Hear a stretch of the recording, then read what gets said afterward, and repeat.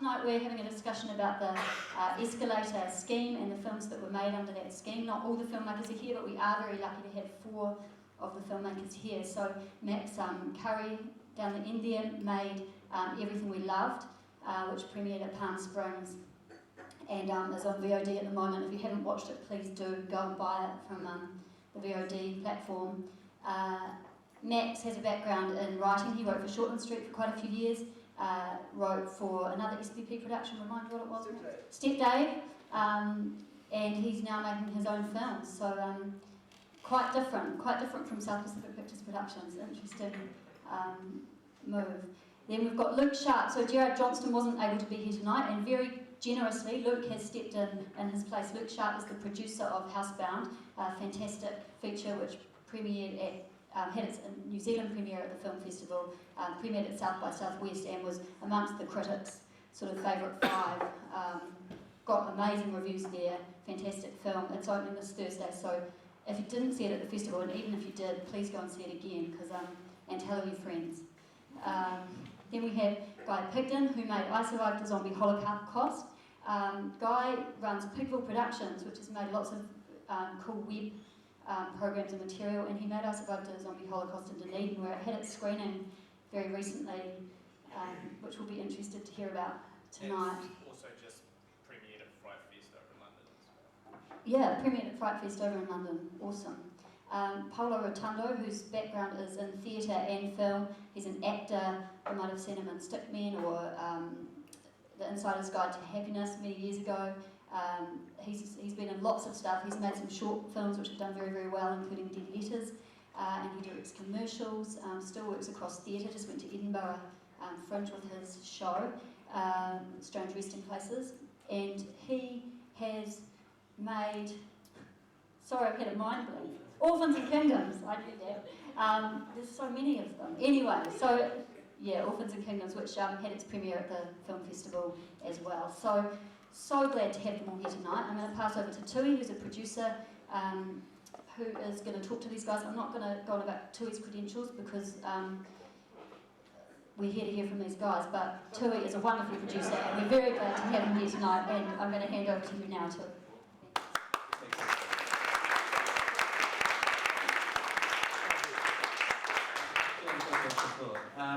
So I thought it would be worthwhile just giving a quick snapshot of Escalator in case there are some people who don't know what it is. It was a low-budget film scheme introduced by the Film Commission in 2010. All of the films by these guys here came out of the Escalator scheme. It ran for 3 years, and there were going to be up to 4 films per year that could have been made out of the scheme. It ended up being 8. And Housebound and I Survived the Zombie Holocaust came from 2010. Everything We Loved, Max's film, came from 2011. And Paolo's film was the only film which received finance in 2012. So tonight, I really want to talk about the process of making the film with these guys. And I mean from the script through until the delivery and beyond, because the marketing and distribution these days is so important, as everybody realises. And each one of these is taking a very different approach.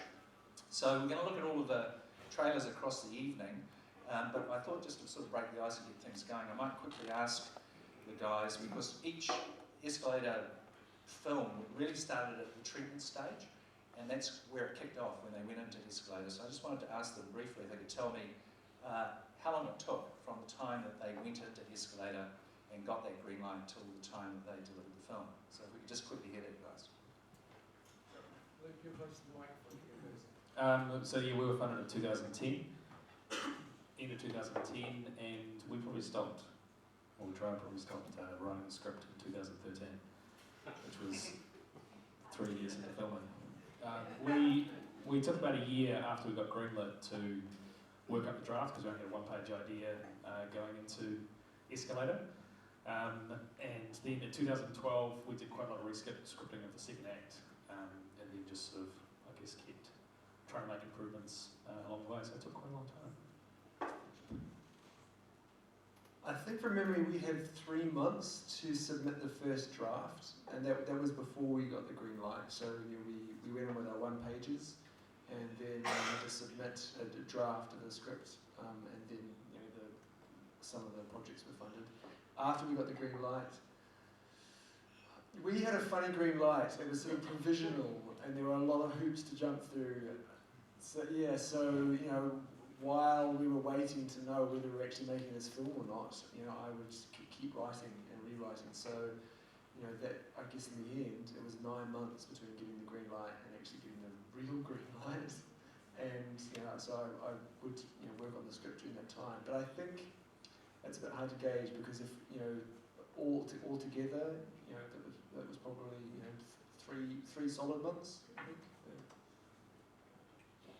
Well, I'd already written the treatment for I Survived the Zombie Holocaust before Escalator came along, just as an idea that seemed like it was going to be good, and so I'd written a treatment and then I distilled that back down to the one-page idea, because at the time we had to submit 3 one-page ideas, and that was just one of them. And that treatment I wrote in 2009. And then when we found out that we got funding, or not funding, we found out that we'd got into the top 12 Escalator groups that could be funded. I took that treatment and because the Film Commission had already indicated that that's the idea they liked anyway, so it seemed pointless to kind of explore the other 2 ideas when they'd already indicated the one that they liked the best. So I then wrote a draft sometime around the time that we had the Escalator boot camps, the first one, and then the second one was a month or 2 later. So yeah, I sort of wrote a draft in between that time, and then following on from that, we went into pre-production about 6 months or 4 months maybe after we got the green light. So there was several drafts within that. So it was probably I don't know if you count the treatment writing process, it was a couple of years. But if you actually probably look down at the writing process, it was probably a 6-month time period. Mine took about 2.5 years from idea to being finished, and it's out there in the world trying to get into A-list festivals at moments. But I had tried for Escalator in the first year that it came around, and I didn't, and I just used some bottom drawer kind of ideas, and then I decided that actually I should take this a bit more seriously. And so when the deadline was looming, a few months in advance, I prepared a treatment, 5-pager, or I think it was only a 1-pager, then a 2-pager, and then a 5-pager. But then so when I applied, I had an idea which was relatively strong, and then I just went hell for leather for 9 months writing it, and then we shot it, and then we produced it, and we released it in under pretty much 2 years from when we got the green light. In fact, under 2 years from when we got the green light. So we're just going to take a look now at Paolo's trailer. So we can have that, please. So this is Orphans Kingdoms.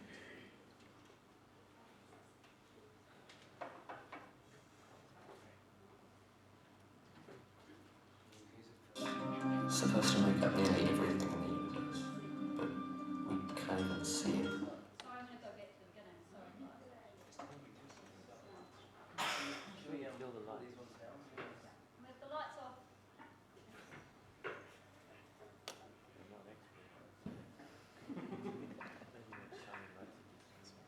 Thank you. I take 2. This is stuff that scientists call dark matter, right? It's supposed to make up nearly everything in the universe, but we can't even see it, touch it, measure it, or anything. It's like it's there. We don't even know it exists. Told you this place was me. Show us where these flesh houses are.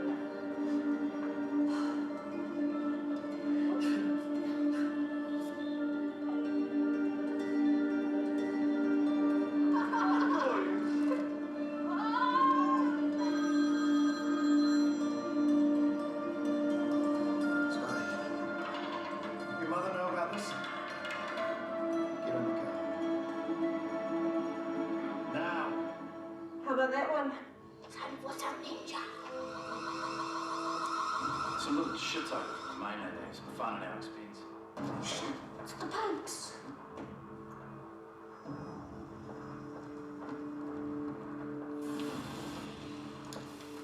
I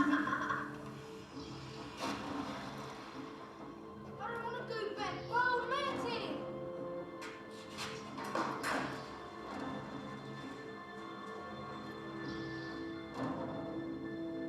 You're very lucky. Got a pretty big place here. Just wanted somewhere to stay for a while and thought this place was empty. I said I had it covered. Why are you doing this? Jesus, kid. What the hell is that thing? Leave me alone. Don't touch me. Mama, you can't go back from this. It's forever. I need to get to a hospital. How does that work? We'll do it for you, mate. You hurt my brow. I hurt you. We're wards of the state. We're everyone's kids.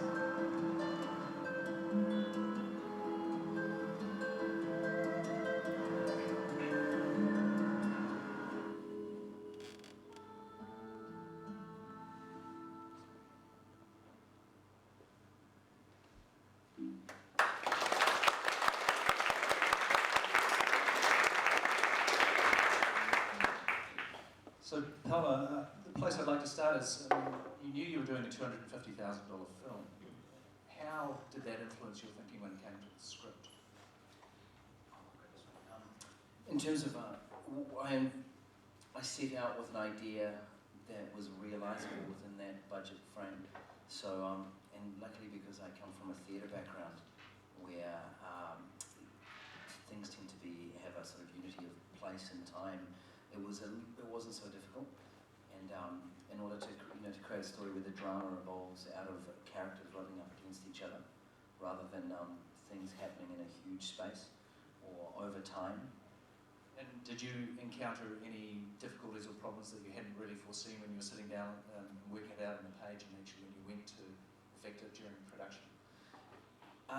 Yeah, I mean, the same story could have been realised very, very differently with a bigger budget. Essentially, I would have written a lot more of the story. So essentially, it's like an editing process of writing. You write this huge story, and then you go, well, where's the meat? Where's the really interesting part? And then we just took that out and made a whole film from it. And then formally, in terms of the writing process, our story is incredibly simple, and it's a really small story.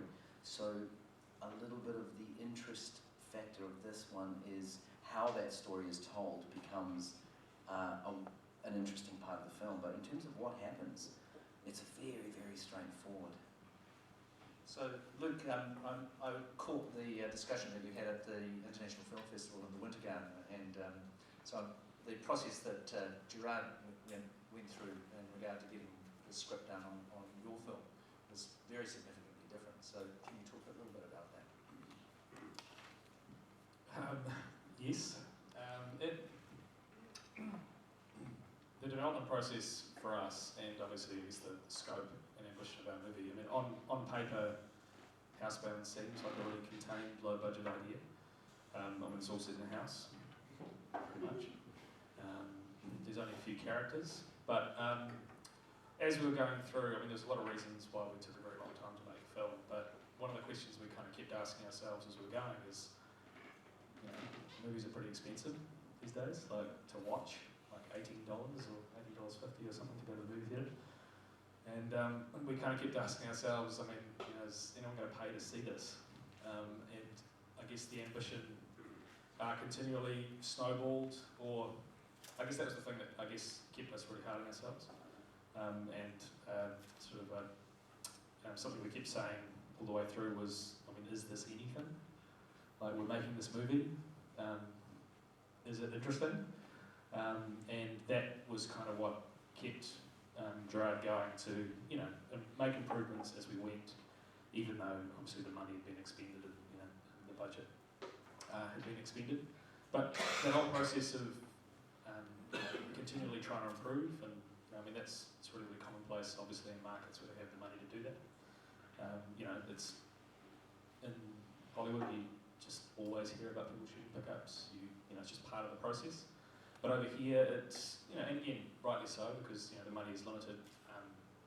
It's often, I guess, a part of the process that's not really embraced. But the truth is, you know, it is a way to make something good even better, because you know, have that perspective. You can see how it's all coming together, and you can see those, you know, small improvements that you could just go out and shoot that scene. You just write that thing, that moment that we need, you know, to increase and improve the, you know, the overall film.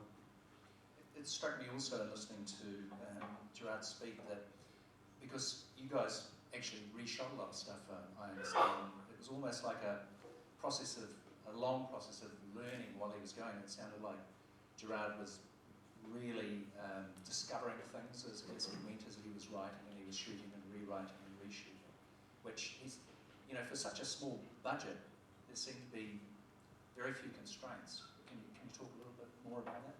There was definitely constraints, and one of the ways that we kind of got through things, I guess just practically speaking, is that crews were always small. We did eventually figure out, you know, what was achievable for us within a day. Like we did take quite a long time. We did a lot of setups, not that we did a lot of setups in a day, but we were, I guess, very careful in what we did, and, you know, we tried to do a number of takes that you normally wouldn't do on a low budget movie. There was just a point in the process that we just, I guess, embraced, you know, what we were doing and just tried to figure out a way to finish it while still maintaining, I guess, the quality level that we were at. We didn't actually do that many reshoots of scenes, though we still did a few. There was, well, I think there's maybe 3 or 4 that are in the finished film. There's a lot of scenes that we did shoot that aren't in the movie, obviously. And then we just had some better ideas for how to do things. And, yeah, it was that whole process of, I mean, the script is not so straightforward, and that I don't know if you've read very much about it or seen it, but it does, you know, cross a few genres. It's kind of we always find it hard to describe exactly what it is. Everyone wants to call it a comedy horror. It's kind of a ghost mystery, kind of thriller, action, adventure, comedy.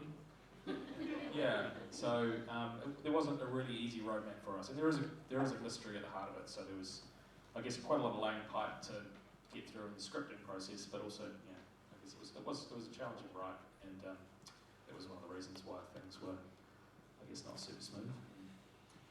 With you, Max, I mean, what was your approach when it came to your film? About the script? Yeah. Okay, so I mean, there's a reasonably short list of expensive elements that go into a movie, and if you've only got $250,000, then, you know, you need to start cutting them. So that's either the size of your cast, or keeping, you know, a couple of locations, making it contemporary.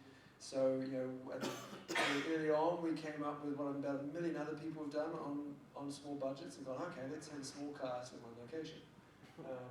And so the trick then from this budget was finding a really exciting original idea, something with a big hook, and, you know, yeah, I guess that's up to people who have seen the film or not, but there was something very sort of original about the idea and everything we loved.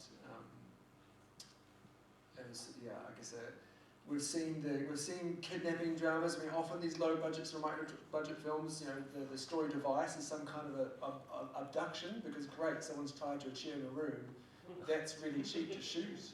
And in our case, you know, a child was abducted, you know, a 4-year-old boy. And so that's where something gets expensive, because interesting things, it's funny, interesting things are normally expensive, unfortunately. And so what was interesting about our movie is that we had, you know, a New Zealand's youngest ever actor in a lead role in an abduction situation, and he, you know, is in the whole film, and, you know, he carries it on his little shoulders in many ways. And so that was on paper, that's kind of cheap, but then there's enormous amounts of risks you're taking doing something like that as well as such a young actor. So yeah, that was how, you know, we, I guess, looked at this $250,000 and thought, what can we do that fits within that, and what can we do that will, you know, make it, you know, like Luke's question, you know, why should people pay to see this? And yeah, so that's where you have to come up with something new and interesting and different. Yeah. Great. So we've talked about a very small film now. We're going to watch the next trailer, which is I Survived the Zombie Holocaust, which is a very different take on a low budget film, and if we could have a look at that, and then we'll have a chat with Guy about it.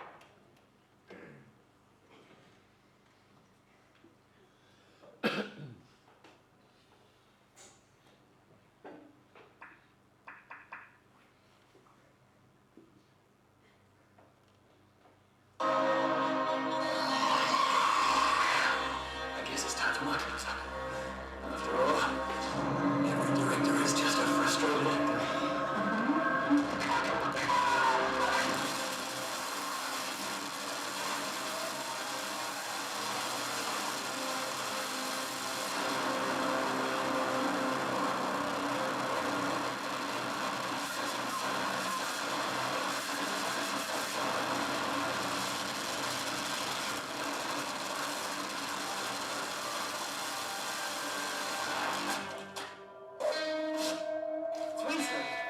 You're right.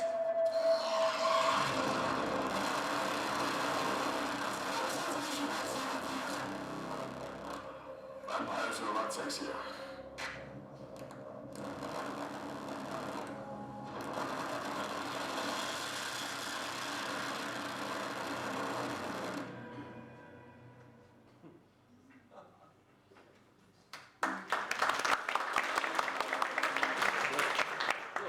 So there was a bit of a key question there, which we didn't get to hear actually, which was the question that was the response with vampires are a lot sexier. So what did we miss there?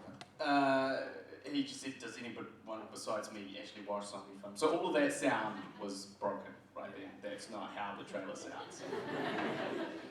But yeah, you get the idea from the visuals, I guess. Yeah, so we went from a very small film with a small cast to a very large extra cast at least. So let's move on to the production now and tell us about the making of this film and the challenges that you faced in working with a lot of people. Yeah, well, obviously it was a very difficult and grueling shoot, and I think, what I was trying to do, I was kind of trying to make the James Cameron film of Escalator films, in terms of like my ambition and scope and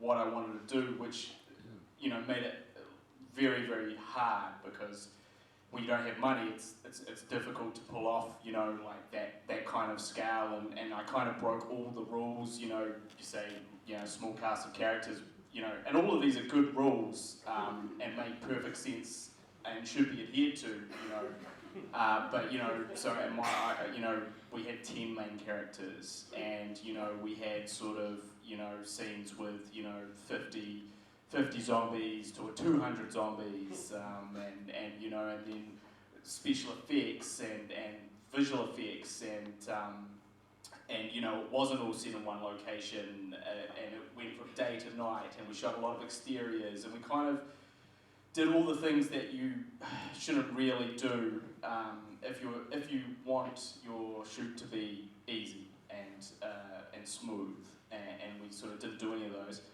And, so we were certainly, I guess, butting up against our budget at every second of every day, sort of every minute of every hour, and sort of trying to sort of creatively work our way around those things, and sort of kind of, I guess get away with, what is essentially probably like at least a sort of $1 or $2 million script, and try and do that with $250,000, which was tricky. And I think our films are probably the reason why there was only one Escalator film made in your year. So I'm really sorry about that. Everyone else would apply. Yeah, and also I think the result of that is like, yes, the film was made, and we sort of certainly got a pretty big scope in some respects, but it also did take 4 years to make. So yeah. So on the opposite side of that, Paolo, I mean, your film was very self-contained. You shot it in 20 days? 21 days. So just tell us a little bit how you prepared for that and achieved what was really quite very good economy of production. Well, I mean, we had, the location was a big seller. For all the professionals who came on board, we said, we're going to take you away to Waiheke for 20 days. Except that it was Waiheke in the middle of winter, which is the idea of the story where the empty holiday houses at. empty. And we had our film has got a strong message, and it's wears its political, social. It's got something to say, and it wears it on its sleeve. And we wanted to make, we thought in the Escalator scheme, you've got more likelihood to be able to do something in New Zealand where there's a lot of safety around people having a strong message. So I went, well, we've got to risk it. But it also meant that people had an objective.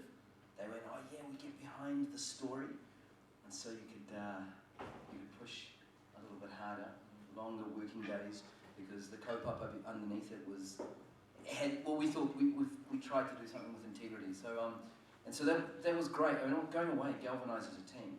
Everyone goes away and they're all sleeping in juicy campers, those bright green things. They sponsored us, and we had and they froze their asses off. It was freezing. It was terrible, but that kind of stuff made it lots of fun because they had to drink every night just to survive.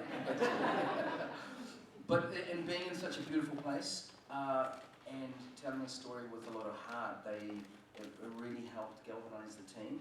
And so we approached it. We romanticised the asses off our crew. It's going to be amazing. Look what we're saying. We're saying something powerful here, and it helped, and it worked. So Max, with you, how did you maintain the energy, and you and your producer maintain the energy and excitement with your crew through that sort of production?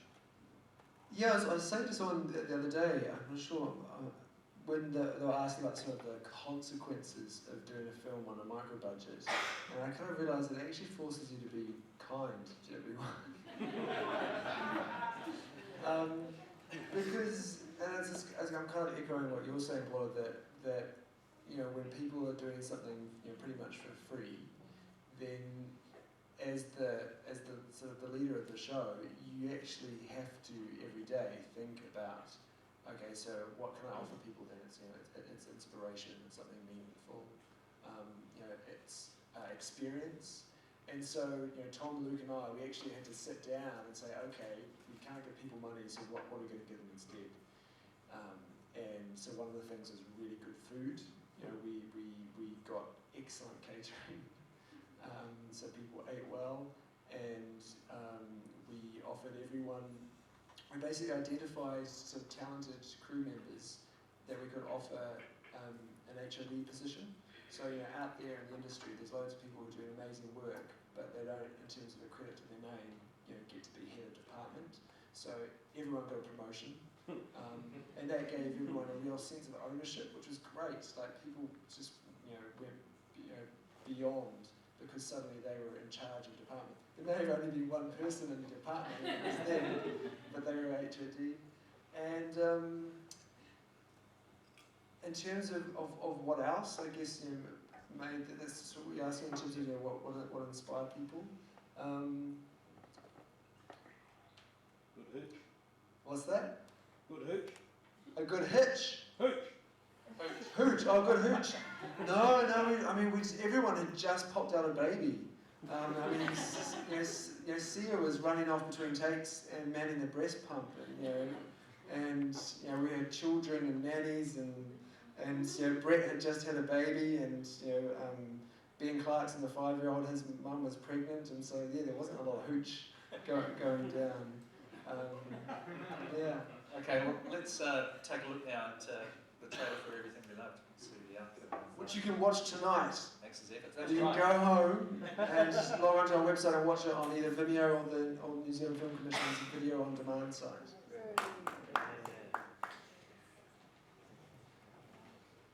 Daddy, Yes, little man? can you show me some magic? Here's a picture. That's how you save money.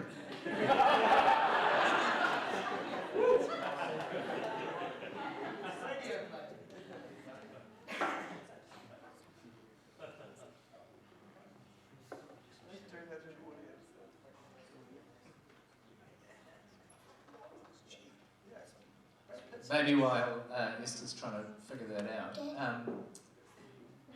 Max, talk a little bit about the post-production. What was the post-production process like on your? Post-production was awesome, and actually and it was awesome because we did it at Park Road Post. it had its disadvantages in the sense that once you're done with part row post, you don't get to go and unlock your picture and twiddle around with it. Like it's done and dusted. But and I'd be interested to hear from you guys. In the second year of Escalator, we were offered, I think everyone got $3,000 to sort of put towards like a concept teaser or something like that. We made this concept teaser for everything we loved, and that was useful for so many reasons. I mean, across the board, it was this fantastic tool that helped with the development, helped with establishing the kind of tone for the film before I sort of got too far down the road of development. And it was also something that we could put in front of people to get them excited to buy in, because I mean, honestly, I'm a writer and a reader, so I like a good script. But if you think about tikis or post-production houses or cinema's visual, right? And so if you can put a teaser in front of people, and the good things about teasers is you can use the most expensive music in the world because it's never going to sort of go out there commercially. And so part row post, Tom showed them this teaser, and they were like, "Oh yeah, we'll come on at a very, very good rate to do your post." And it was the same with our composers, Tim Preble, and I feel like that teaser was really so valuable in terms of because this gets back to inspiring people, right? You actually have to help people, imagine and see what they're becoming a part of. And and if you do that, and what they're becoming a part of is something exciting or interesting or risky, then I think this is especially true in New Zealand. They'll come on board and give it their all. But a bunch of black text on a white page, for most people in the industry, I don't think it sort of works as well as something short, punchy, and visual. I think we've got a picture. Okay, great, Yeah. cool. And lights down, please. We'll wait for lights down. Sorry, brother. Go with the lights down. Daddy, Yes, little man? can you show me some more magic?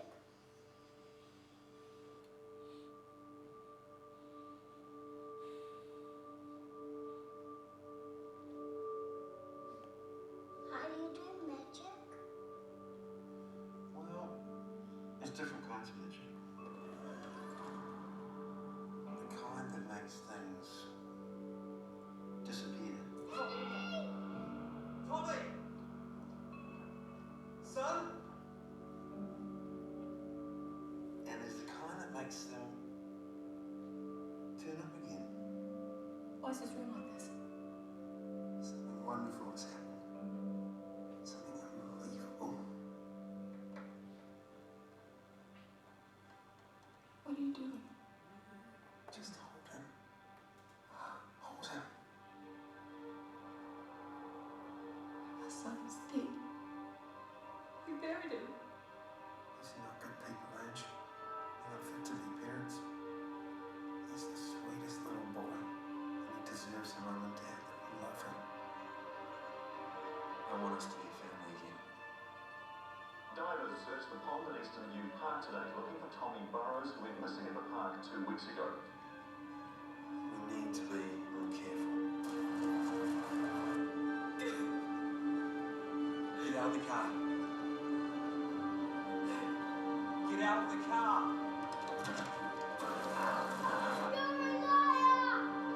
This is your guilt that we're hiding from. You were shamed for what you did to us. Don't touch me!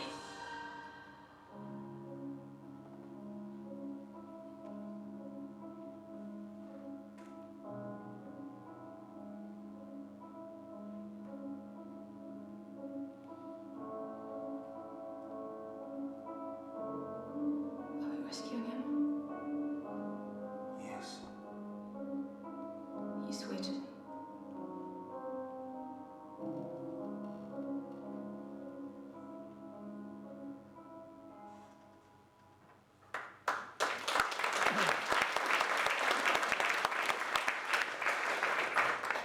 So Luke, I just want to continue on that post-production for a moment. I mean, you've got a post-production company, but it's said that when you get into the edit suite, you're basically remaking the film again. I mean, how did you guys find that process once you're in the suite looking at the pictures?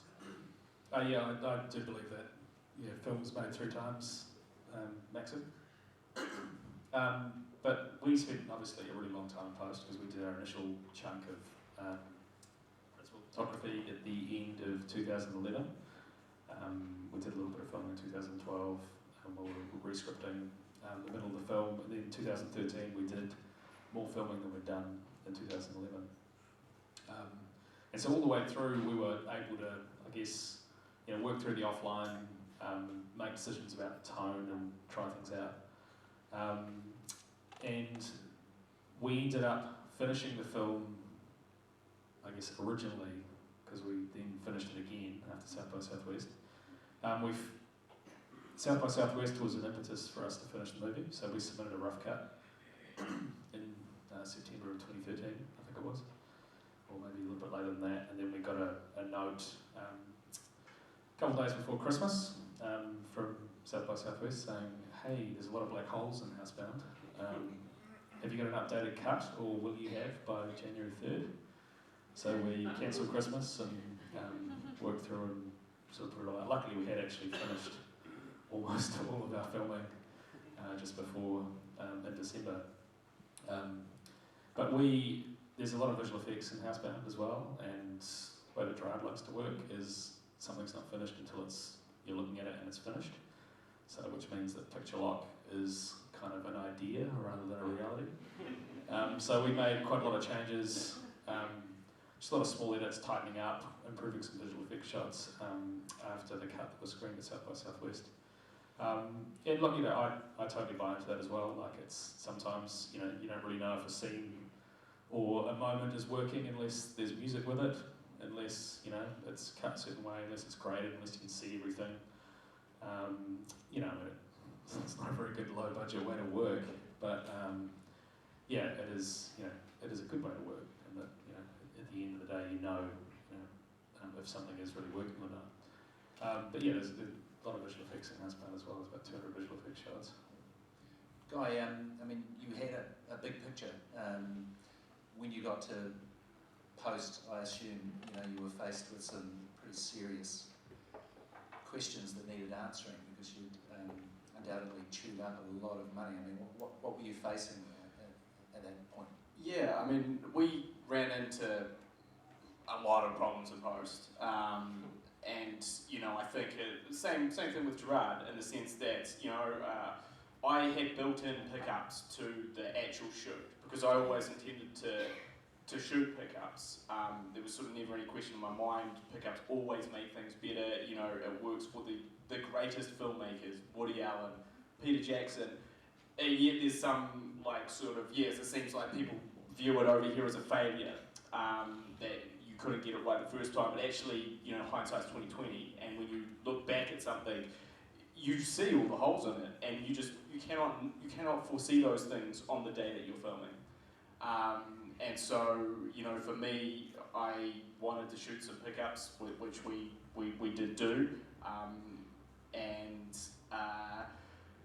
then we also had an issue where basically all the special effects didn't work. Not just one or two, but all of the practical effects to some degree or another had not worked on the day, and there was no way to fix that on the day because you have to keep going, you have to move on. So what became 40 visual effect shots became 200 visual effect shots, and so there were it was more an issue of sort of resources of how are we going to get people to do these things when we don't have any money to pay them, and the answer is basically goodwill and sort of it taking a lot longer because you're basically relying on people's free time and spare time in between their real jobs, and sort of just gradually by increments chipping away at all that stuff. And we had a great visual effects supervisor called Sam Scott who sort of shepherded a lot of that through and solved a lot of those issues. When we did shoot pickups, we did it sort of in a very lo-fi way where we shot on 5D, and it was literally a two-man crew sort of thing for a lot of that stuff. And to be honest, a lot of the pickups were fixing visual effects and things like that. and then all practical effects, and with more inserts, because what you find when you're shooting low budget is that the way you would cover a scene conventionally is you would get your master, you would go into your close-ups and your mediums and so on, and what you find is you don't have time to cover a scene completely the way that you would like, so then what you have is one piece missing from a scene, one shot. It may be just someone looking at a script or whatever, it can be anything, but that's the kind of thing that you find that you actually need to shoot in, or reshoot. And those things are actually, for example, we shot, there's a scene where the main character is looking at his script, and we shot him looking at his script in my backyard, in my flat, just looking over his shoulder. We just put the costume back on him and got some dirt from down at the park and sprinkled it on the ground there. And, it's just stuff like that is, you find that you can sort of, do things a little bit, creatively. The other thing about, shooting with a big crew and stuff like that is, sometimes you don't think of the simplest way to do it because they're all there and you can just do it. Whereas as things progress, you go, okay, well, break this down to the base elements of the shot and how could we do this in the most, in the simplest way. So yeah, I think that those were the sort of problems that we encountered, and that's, we sort of just worked through them with sort of pickups and sort of a lot of visual effects fixes. Great. We're just going to take a look at the last trailer now, which is Housebound, and then we'll touch on a couple of other things, and then finally open it up to Q&A.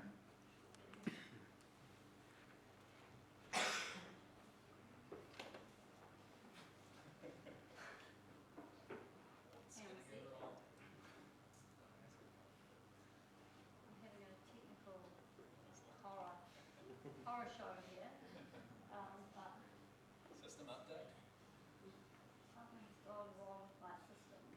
But I'll just give me a minute. Give me a second. A few seconds.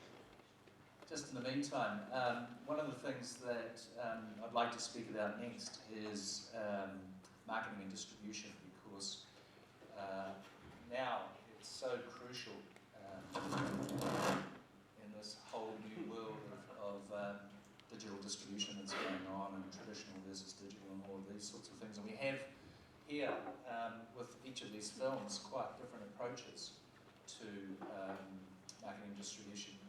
Most of you would have known Max's film is well, you would have heard already, Max's film I told you. Yeah, it's gone out on VOD. It had a release at the festival.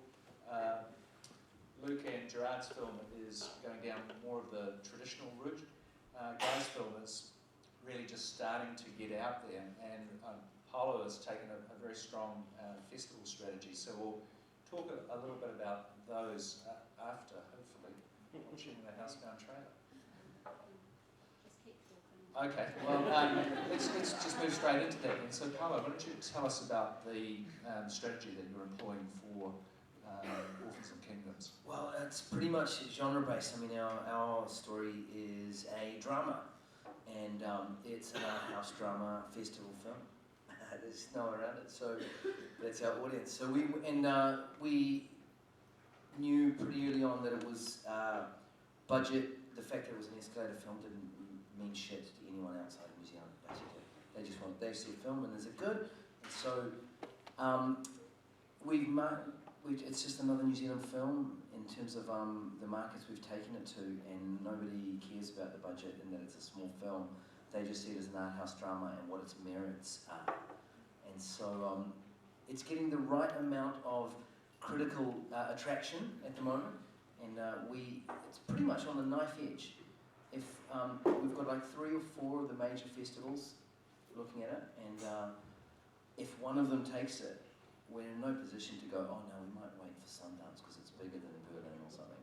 We'll go for it. Whoever's going to put their hand up first is going to get the film.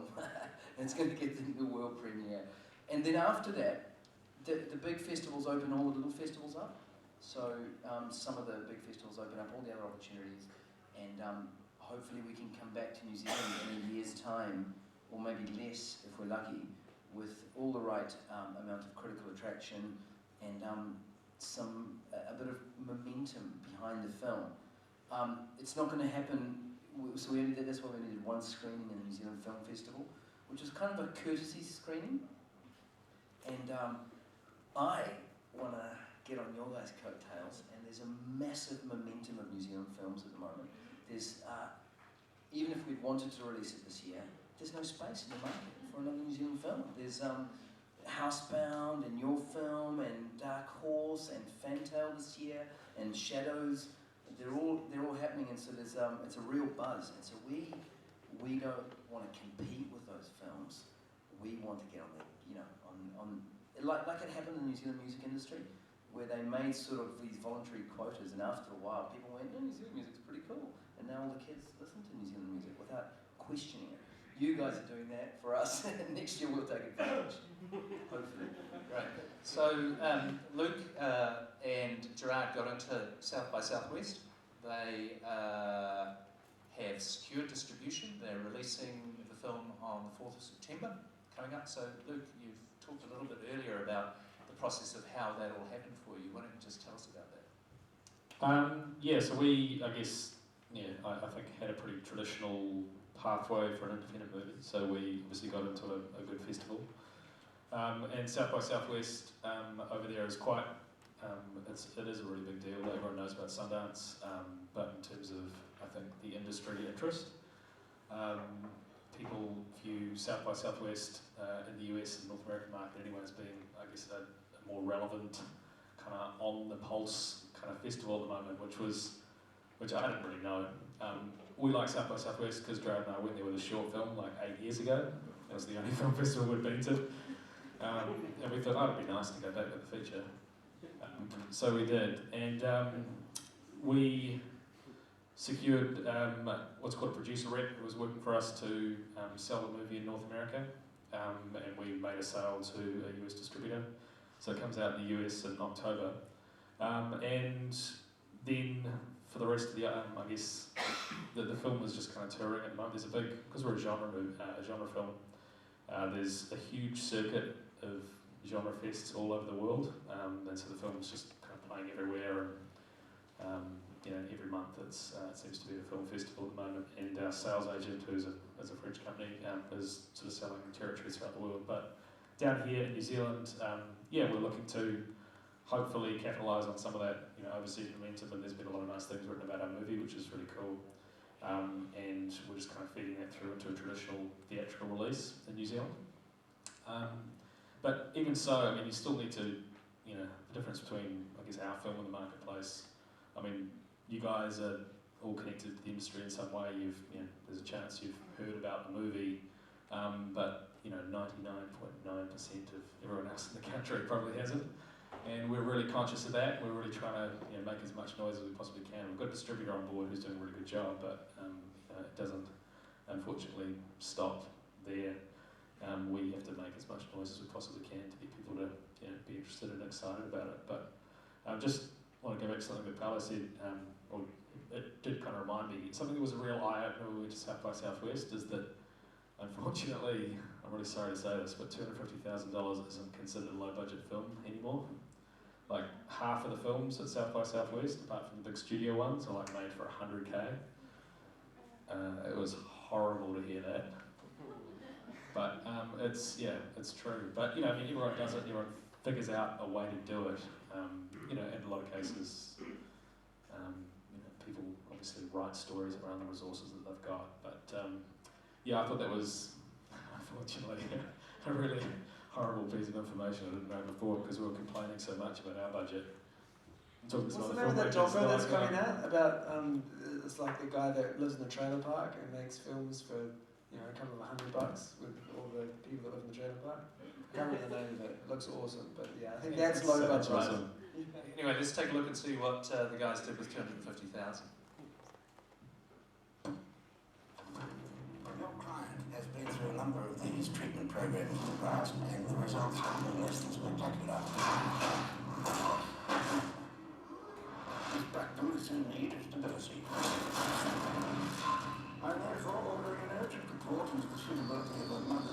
for a sentence of 8 months home detention. Gosh, that's high tech, isn't it? Aren't you lucky, Kylie, having all that fancy technology on your foot? Let's go back home. Some things have happened since I've been here. Things I can't explain. I thought there was a ghost in this house, Kylie. What are you going to do against a hostile spirit? I'm gonna smash it in your face. When you put an active environment, there's bound to be complications. Council executive is leaving it out of this house! Oh no, they've been doing this all week. Hold on.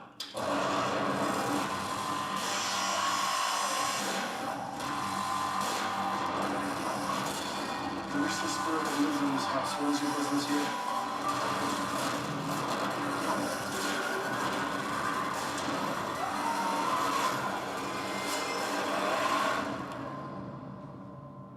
So, are you happy to proceed with the story that Mr. McRandall was attacked by a vengeful ghost? Yes. Righto.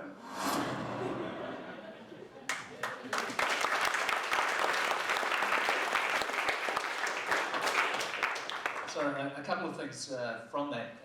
Luke mentioned earlier when we were discussing it that this trailer was cut in Los Angeles, and Max mentioned that his trailer was cut here. And one of the differences, well, I think, you know, you can see it's quite a powerful and well-made trailer, but also the money that was available to do trailers and the lack of money to be able to continue to do something with them. Maybe you could just, Max, briefly touch on that in regard to your film. Yeah, we used Tom Eagles cut our trailer, and you know he was fantastic to work with. He worked very quickly. I mean, he comes from a promos background, doing promos for TV1, TV2, and then he does other trailers as well. But I mean, in terms of the money stuff, you know, producer Tom should really be. But I was thinking more about we're talking about being able to go in later with. Oh, okay, yeah. So this is okay. We cut our trailer before we played in festivals. So there was this fantastic tool, you know, to leverage into festivals.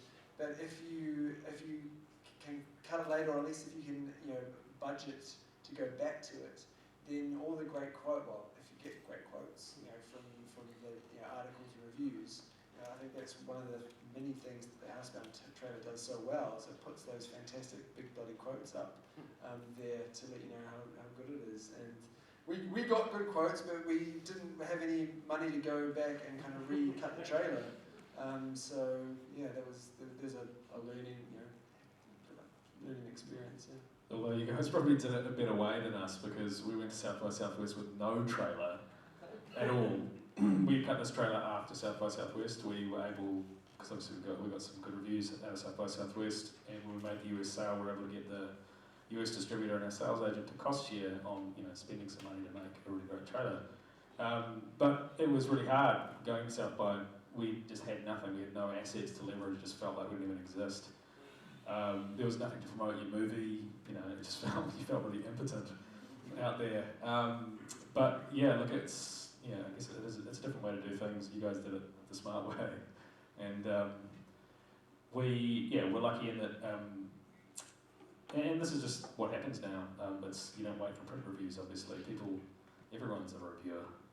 Like, who's heard of half of those people apart from Peter Jackson? You know? Just 3 words. Sounds nice. So quote. So just a couple of questions, just to sort of wrap up the marketing and distribution. But which of you guys, if any, did crowdfunding? I did crowdfunding. And what did you shoot for? We went for 30 grand, and we got 30 grand, which was fucking huge. I mean, crowdfunding it's not as easy. It's just as hard as any other kind of funding. And we're still paying for the crowdfunding in terms of the things that we promised right at the beginning. So I still have to take people for rides on my Vespa and cook people dinner. And they have to come to a premiere at the Civic, which we haven't had yet. So it goes on forever, and that was for 30 grand. But it's worth it in the respect that it's really nice to have you build an audience with crowdfunding. So you reach out to people and go, look, I'm trying to make this, and do you want to help me? And they go, yeah, we'll give you $50. And you go, wow, that's impressive. So you own a little bit of this film, and then they follow you, and they're interested, and they're really supportive. And that's really nice. They've been following, and I hope that those people will be our audience for $30,000. I don't know how many of them there are, but they should be. They'll come to the film. I would hope they pay for it. Robin Scholes is following in your footsteps, you know. I just got the email tonight. Yeah, Robin Scholes is doing crowdfunding. Nice job. Yeah. It's like lead time of a horror movie. Yeah. Just on one last question on this, and then we'll move over to questions if anybody has any out there. But who of you ran a social media campaign before you started shooting your film and across it and through it and out the back end? Did anybody do that? Did you? Or social media activity? We cut that. What you saw without sound was more a teaser than an actual trailer. But we cut that teaser sort of very early in the editing phase, and that's got sort of over 1 million views on YouTube. It's got interest from like one of the sales agents that we're negotiating with, or two in fact, came across us through the trailer on YouTube. Also our Facebook, although a lot less impressive now that like Dark Horse has like 15,000 likes or whatever, but our Facebook has just over 3,000 likes, and you know it was definitely quite an interest in the film, and like and you know we really haven't done the best that we could to maximise that and keep building on that as we should have. But hopefully there's still time to do that before the release of the film. But absolutely that teaser for us certainly just opened a few doors which were quite handy, and also just to sort of bring to, you know, I would prefer to have a new trailer cut already, but it's still quite good. It still kind of serves the purpose of like, okay, this is a zombie film and this is kind of the premise of it, and it's kind of funny, and you know that has been a big help for us, and you know also we used our Facebook page and stuff like that to sort of get the word out about our premiere in Dunedin and get a lot of people along and aware of it through that. So just before we open it up for questions, I'd just like a log line from you guys on what was the major learning for you, and what would you like to sort of impart to the audience tonight about if there's a gem of knowledge that you'd like to make them aware of, having gone through this process of making these films. Paolo. Me first. I believe that the budget, you know, the idea that these Escalator films are low budget is relative. It doesn't mean too much in the scheme of things. It's about the commitment to your idea. Because if I got $10 million to make a bigger film, I'm sure I'm going to have, my family's they're going to have that much commitment in what I do and so forth. So it's a great opportunity to test what you like as a filmmaker under those stresses, but it's really just a small version of exactly the same as any other budget film.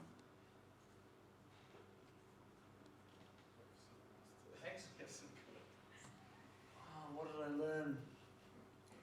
I learned it's a real asset if you're going to be a filmmaker like me, if you ask yourself how much you like having nice things. Because if you can do without nice things, then that'll give you the freedom that you'll desperately need to kind of get your first film over the line. I think if you like nice things, then you're going to have a lot of trouble. I mean, the biggest challenge for me was being absolutely fucking broke and living in my parents' shed, and you know the shame that comes with being so poor before you've even got a film, before you even know you're making one. You know, those sort of long nights where you think, if I just flush my life down the toilet, and that, I think that's also a question to ask yourself is, you know, do you need to make a film? You can love film, you can love talking about film, you can be part of groups that that are associated with it, and you know, you can get so much and still have a life.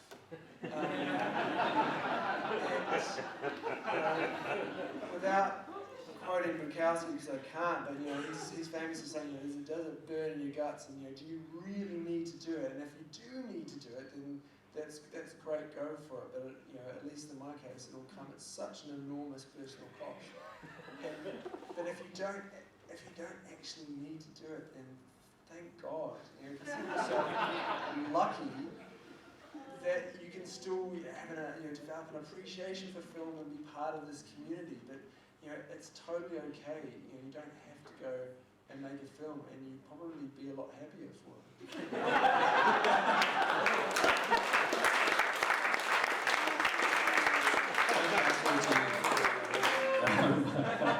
That was awesome.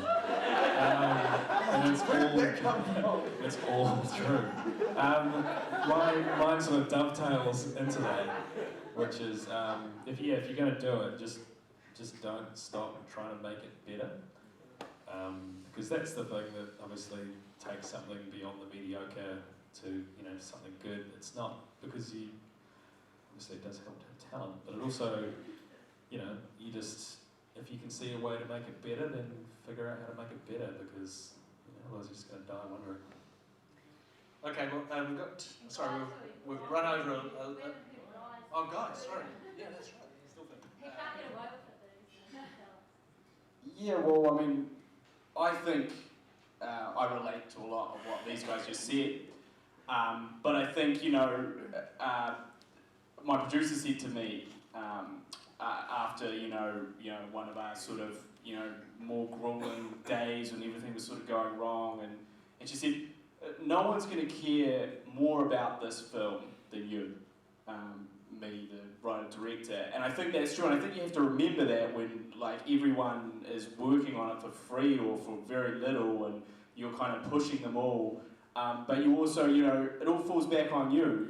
I've become a much more complete filmmaker through this experience. I can tell you about budgets, I can tell you about how to make DCPs, I can tell you about post-production, visual effects workflow.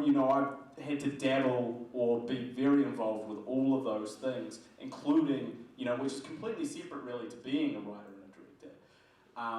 And I've sort of had to learn and to some degree, not master, but become familiar with those aspects. And I think that if when you're in this kind of environment where you're making these very low budget films, you're the one that cares the most about it. So you have to push and push and push as hard as you possibly can to make something good. If it's okay, that's not good enough. If you think you can maybe slide by with this scene, it needs work, and you just have to sort of, by any means necessary, get it to that next level. And sort of, push those people that are involved in it around you to excellence and to the highest possible standard, because, as we've sort of touched on, nobody is going to care that your film costs $250,000 except you. And no one in the greater audience is even going to be aware of that fact. It's just whether it's a good film or not. And so you can't use that as a sort of crutch to lean on. Which is always what you want to do when you know about how hard it was, but they don't, and so, yeah. Great, thank you. Quick questions, a couple of quick questions. Anybody out there have a question? Yes, down here.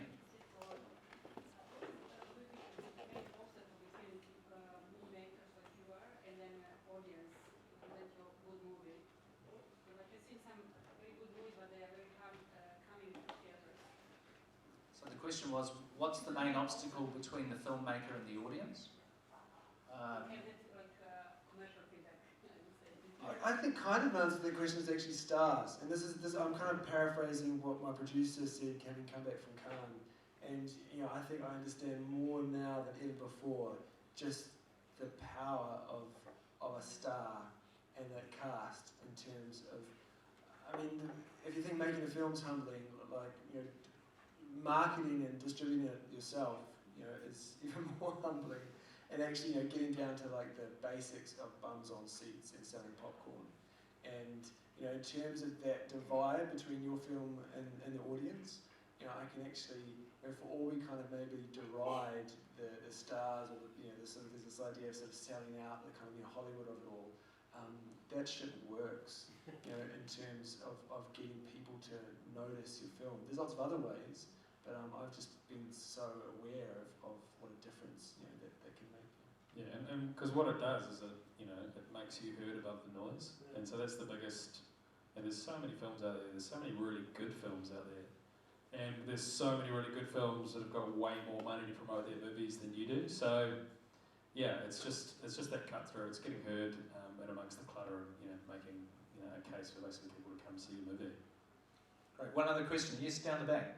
Max, we touched on this whole wonderful VOD experiment that you guys are doing. Has it worked? Has it worked? It worked in some senses but it really only worked because we were the first, and we got incredible exposure. We got both news channels, blah blah blah. I don't think VOD really suited our demographic, an art house demographic, and I think this is kind of supported in terms of the data from Facebook and looking at the people that pick up on Facebook, and then talking to people that have seen the film and turning up and looking at the sort of the average age of the people at the film, and they're not a tech-savvy audience. Right. So the one thing I did do that kind of made me feel better about VOD was that on opening night we had 200, just like 197 people that went and paid $12.99 to watch the premiere online on that night. I'm still yet to get sort of data from the Film Commission about what sales are to date. And I was like, 200, that's nothing. But then I took that as a percentage of New Zealand's population, and then plugged in the United States population, and in that one night we would have got our budget back for the whole film if it was the same, tiny portion. And we're a tiny country, and I think this affects all creative output in terms of our numbers are really really small. But yeah, I guess I'll go on record and I'll say that VOD. I don't actually think that maybe that was the best match for our demographic. Yeah. We're going to have to leave it there, I'm sorry. So if you have questions, perhaps you'd like to come up and speak to the filmmakers individually afterwards. I'd just like to say it's been we're in a really vibrant time for New Zealand film at the moment, as Paolo was saying earlier, and these gentlemen have, as you've heard, they've really put their hearts and souls into making these films. So I'd like you to give them a big round of applause.